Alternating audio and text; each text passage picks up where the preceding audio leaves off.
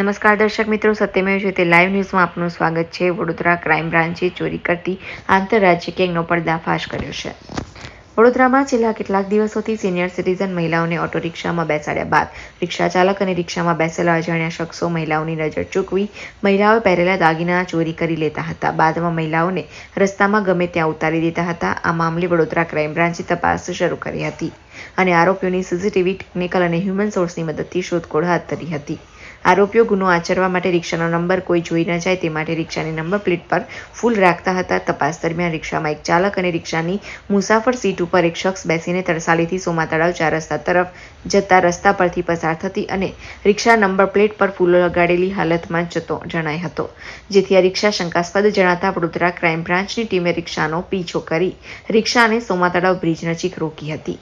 રિક્ષા ચાલક રમેશ ઉર્ફે ભોટી શંકરભાઈ નાયક, ઉંમર વર્ષ 29, રહે સફારી હોટલ પાછળ, ઓઢવ, રિંગ રોડ, અમદાવાદ અને મુસાફરની સીટ ઉપર બેસતો રાજેશ ઉર્ફે ટણી દયારામ પરમાર, ઉંમર વર્ષ 31, રહે કુંભારખાડ તળાવ પાસે, છાપરામાં, મહેમદાવાદ, જિલ્લો ખેડા, લોહાનગર, ગોંડલ રોડ, રાજકોટનો હોવાનું જણાઈ આવ્યું હતું। આ બંનેની અને રિક્ષાની ઝડપી તપાસ કરતા 68,000ની કિંમતની સોનાની 2 ચેઇન મળી આવી હતી।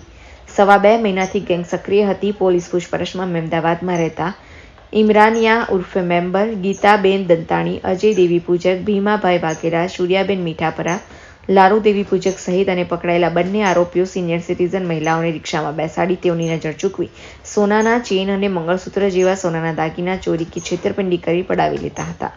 છેલ્લા 2.5 મહિનાથી આ ગેંગ સક્રિય હતી। રિક્ષામાં સોનાના દાગીના પડાવ્યા બાદ મોપેડ પર આવતા સાગરીતોને આપી દેતા હતા, જેથી તેઓ પકડાઈ ન જાય। પકડાયેલા આરોપીઓની પૂછપરછ આ ગેંગ દ્વારા વડોદરા શહેરમાં 12 જેટલી મહિલાઓની સોનાની ચેઇન અને મંગળસૂત્રની ચોરી કરી મેળવી હોવાનું બહાર આવ્યું છે।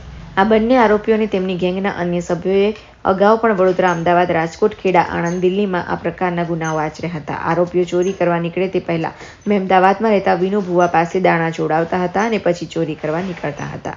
તેઓ હંમેશા સિનિયર સિટીઝન મહિલાઓને ટાર્ગેટ બનાવતા હતા, જેથી તેમનું કામ સરળતાથી થઈ જતું હતું। આ આરોપીઓ છેલ્લા 3 વર્ષથી દિલ્હીમાં ઇલેક્ટ્રિક રિક્ષા ચલાવતા હતા, ત્યાં પણ આ પ્રકારના ગુનાઓ કરતા હતા અને ત્યાં પણ તિહાડ જેલમાં જઈ આવ્યા છે। Reporter Sunny Shinde, Satyamev Jayate live news, Vadodara.